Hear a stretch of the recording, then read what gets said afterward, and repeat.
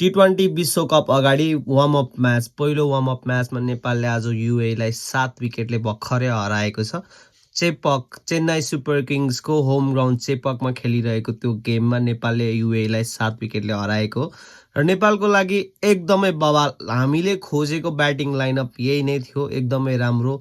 यही batting lineup राम्रोसँग गइरह्यो भने, आरिफ सेफको फर्म यही अनुसार भइरह्यो भने चाहिँ हामीले वर्ल्ड कपमा एकदमै दामी ब्याटिङ लाइनअप अगाडि राखिसकेका छौँ। किनभने दिपेन्द्र सिंह एरीपछि आरिफ शेख पछि गुलसन झा, आइदर कि त लोकेश बाम पठाउँदा भयो, त्यसपछि गुलसन झा अनि करण केसीसम्म हाम्रो ब्याटिङ छ। अनि त्यही केसमा शेरमल्लले पनि अलिअलि 1-2 शट हान्न सक्छन् भनेपछि हामी 8-9 नम्बरसम्म ब्याटिङ लिएर अगाडि बढिरहेको छौँ।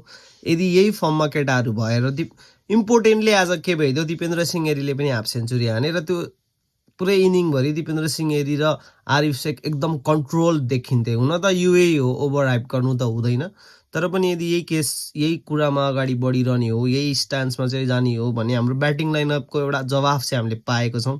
सायद यही नै लाइनअप हाम्रो उत्रिनेवाला छ वर्ल्ड कपमा। अब आश गरौँ अर्को गेममा पनि यही लाइनअप, अबको यो लाइनअपमा चाहिँ छेडछाड नभएर यही अगाडि बढोस्। अनि all the best boys, we are ready to roar. जय नेपाल।